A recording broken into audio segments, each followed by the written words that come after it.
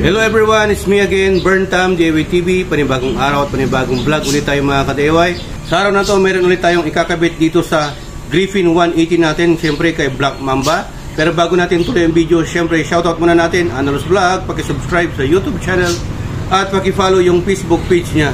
And mga ka-DIY, shoutout din natin siyempre admin natin sa main page natin ng Euro Griffin 180PH Community, si Boss EI. At syempre shoutout din natin yung mga nagpapa-shoutout dyan, yung mga viewers natin. Sila yung dahilan kung bakit tayo gumagawa ng mga vlogs. Syempre si Kin Frianiza at si Mark Jan Casinillo. Ayan. So salamat sa panonood mga bossing ko. Share nyo tong video para makatulong sa iba, sa mga kapwa Griffin owners natin dyan na nakasubaybay sa YouTube channel natin at Facebook page. So mga ka-DIY, unbox na natin para hindi na masyadong mahaba yung introduction. Medyo nawawalan po tayo ng boses kasi pagod po tayo. So mga ka-DIY, we have here a parcel from Lazada. Yan o. Meron po tayong radiator cap cover. Take note po ha, cap cover po ito, hindi po ito yung mismong cover ng radiator. So we have here an ERM brand or ARM. Yan. Premium. Kulay red. May kulay din po itong iba, silver, black at blue. So yan, meron din po itong kasamang Allen wrench. Yun o. Tapos may tornilyo din po ito na kung saan dito natin ilalagay. Kung paano ilagay ito, tara. Shoutout natin ulit. Yun. Shoutout natin ulit yung sponsor na nagbigay sa atin ng flat seat natin, Speed Moto. Thank you boss. Napakaganda po. Ma'am Cherilyn Tamundo. Yan o. Naka-red stitch pa. So yan mga ka-DIY, ito po yung gagawin natin. So tatanggalin muna natin dito. Tinanggal ko na po yung iba kanina para mabilisan na lang po sa vlog. Tatlong tornilyo po to, pang click 160 sa mga nagtatanong. So ito po yung radiator cap talaga natin. Tanggalin mo lang yan, ganyan. Ito yung cap kung saan ma-check mo yung coolant na kung saan pag maglulong ride ka, lagi mo i-check yan. Okay, from time to time, mga sa isang buwan, 2 beses o 3 beses. Dapat nga every week i-check mo to, lalo pag long ride. So ito po yung radiator cap. Yan, dyan po yung size nya. Nakalagay 1.3 kasi may iba't ibang sizes po yan. May 0.8, 0.9, 1.1 tapos 1.3. Okay, sa Griffin 180 1.3. So ito po kasi ay hindi mo pwedeng ilagay dyan kasi sisingaw. Meron po kasi itong valve spring. Yan. Tapos yan. Meron po siyang rubber. So ang gagawin natin, ilalagay natin yan dito. Boom! Ayun no. Hindi po siya kasya mga ka-DIY. So meron tayong technique para magkasya po siya dyan. Okay? Ang gagawin natin ay ipuport natin dito ng konti. Ito. So dapat may porting tools kayo. Tara, DIY na natin to. So mga ka-DIY, hindi po tayo pwede mag-port sa part na to kasi yan po yung naglalak dito sa tenga po niya. Sa tenga mismo, babawasan na natin ang bagya. Tapos ito yung gamit natin ng porting tools, Oxford brand. Swedish technology po yung mga ka-DIY. At ito po yung mga gagamitin natin. Okay? So tara, umpisa na natin. So ayan mga ka-DIY, in-start na po natin na i-port sa may tenga. Yan po yung gamit natin ng porting tools. Yan.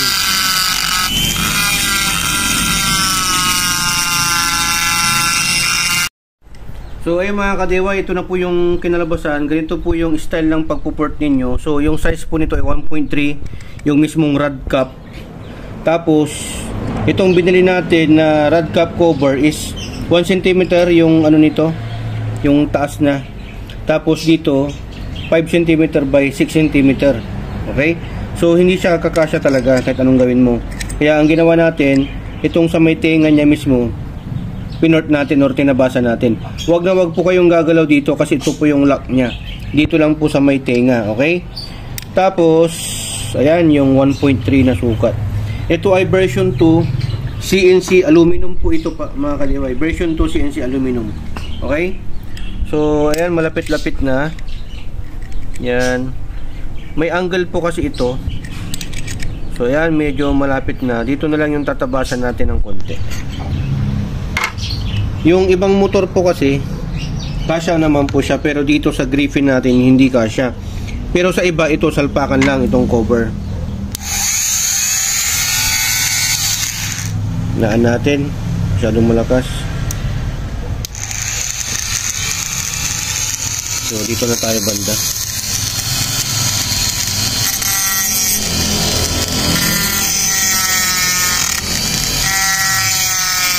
Pagpuport kung may pang-port kayo. Pero kung wala, pwede namang lagarin ng bakal, di ba?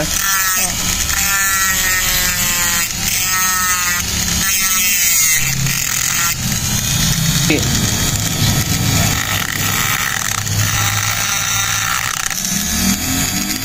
Malapit-lapit na to.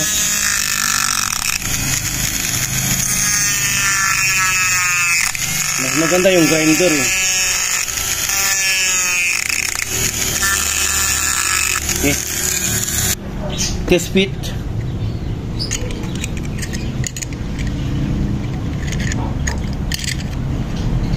Yun, lapit-lapit na to.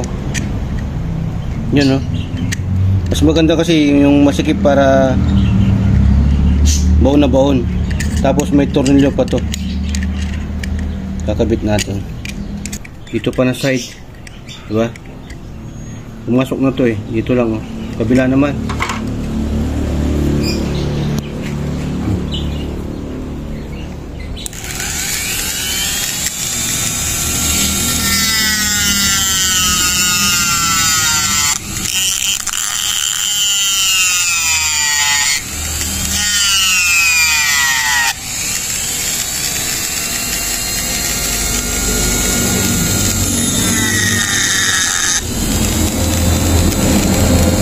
Putang.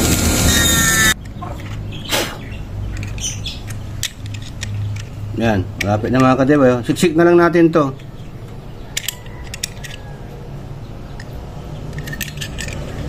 Pwede nang pilitin to. Price. Oh, dito ang banda, oh.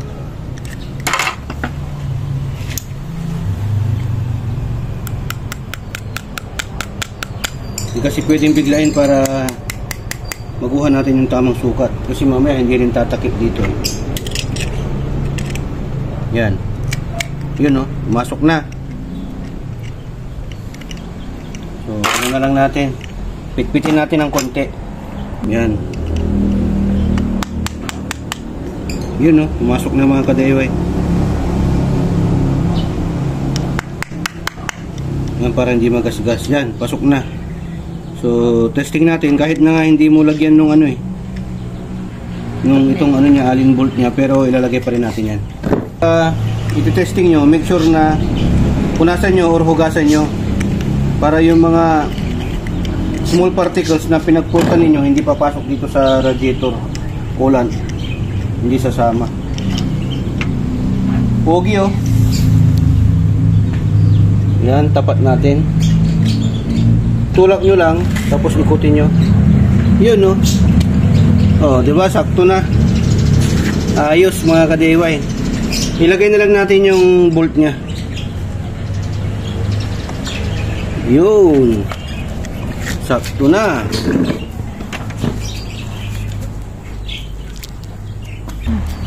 So yan, kabit natin. Meron naman ng kasama to. Tapos napakaliit.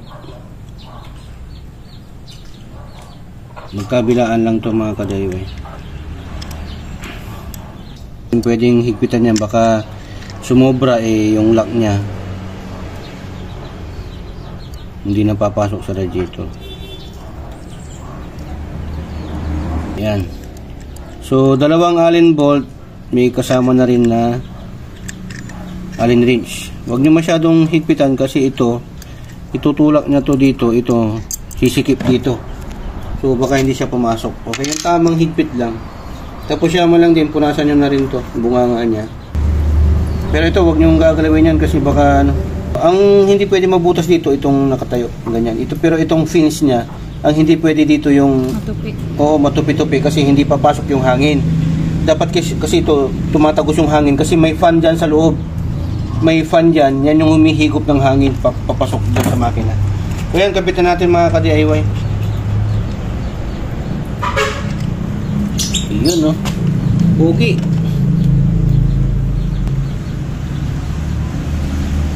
Ayun. Tapos ang gagawin natin, syempre, testing natin kung may tatagas ng tubig. Ay, yung kulan.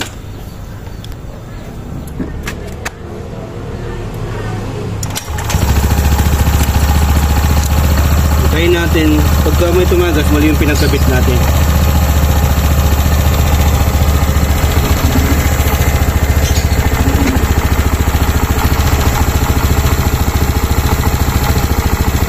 Wala naman. Walang basa, di ba? Oh. Wala, okay. So, ang gagawin natin na next, kasi ito yung cover niya, napalitan na po kasi natin. Napalitan na natin siya ng radiator cover ng pang-click version 2. Yan, carbon lodi. Pero, para mas makita natin yan, di ba? Ang purpose po kasi bakit ako nagpalit nito, siyempre carbon setup yung ano natin, Concept. yung team natin, yung tema natin carbon setup, tsaka minimalist lang po tayo. Kaya lang, nung bumili ako nito, hindi ko naisip na nakatakip pala to. Yan, no? So, hindi siya mapapalabas. Added details po kasi ito sa motor natin kay Black Mamba. At saka ang ginawa ko, bakit ako bumili ng ganitong klase ng radiator cover? Kasi in case mag-park ka sa, sa mall o sa mga places na hindi mo kabisado yung mga tao, hindi nila mabubuksan to. Safe siya. Pero yaman lang din, hatid sundo lang naman, tsaka ride ko lang naman ginagamit to. Magpapalit tayo para mas makita yung detalye ng bago nating radiator cap cover na ERM or ARM premium. Papalitan natin ito dito. So ganyan po siya. Okay? Mas pumogi siya ngayon, mas, di ba? Pero baka magsawa din tayo, depende na lang sa setup natin. Kinuha ko kasi red para black red. Shoutout pala natin yung nagbigay dito, sponsor si Boss Ryan Tamundong. Galing po sa click niya 125. Wala pong tornilyo to, nilalagyan lang po ng 3M. Yan, so papalitan natin ng 3M. Tapos dito dumidikit yung 3M, tapos igaganyan natin. So ayan mga ka-DIY, nalagyan na po natin ng original na 3M mismo. Ito po yung gamit natin, 3M po talaga yan, original. Huwag kayong maglalagay ng ibang double-sided tip na hindi 3M kasi para hindi malaglag. So ganyan po yung ginawa natin, nilagyan po natin ng alcohol bago natin ikinabit. Tapos ito, lagyan ko rin ito ng alcohol para mas makapit. Ito lang naman na side. Yan. Punasan na natin para matanggal yung mga grease, oil, dirts, gano'n. Tapos, yan, balatan na natin. Naka-ready na yan. Para mas mabilis yung vlog natin. Excuse me po. Tapos yun. Tapat lang natin mga ka-DIY. Ayan. Makapit po kasi ito eh. So, yun, dumikit na po yan. Ganyan lang po yung sura niya, tapos didiin na po natin yan maya maya. So kung lalayuan nyo siya, maganda po yung kinalabasan. Yan o. Diba? O, diba? Ayan, naglagay na naman tayo ng added accessories, added details sa Black Mamba natin, sa Griffin 180 natin. Tapos ang gagawin natin dito, kaya din ho natin tayo nagpalit ng ganito na open. Tapos ibig ko sabihin, para open na tong radiator cap nya, para every before nyo pong gagamitin, short ride or long ride, na-check mo lagi yung coolant. Napaka vital po or crucial sa makina ng mga sasakyan, mapamotor man yan ng 4 wheels, ang coolant, kasi po liquid cooled po ito.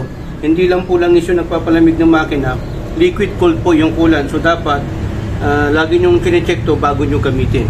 Okay? Pagkakulang na po, dagdagan nyo. Pwede kayo magdagdag dito or dito sa may tank reservoir nya. Pero mas mabuti na lagi kayo nag-check dito. Shoutout natin si Boss Eddie Boy Yusala. Yan, lagi din niyang ina-advise niya na laging mag-check ng radiator cap para makita mo yung coolant kung nasa tamang level pa. So ang isang advantage nito mga ka-DIY, itong DS4 na ganyan po yung style po niya, madali po siyang linisan pagka nagpapa-car wash ka.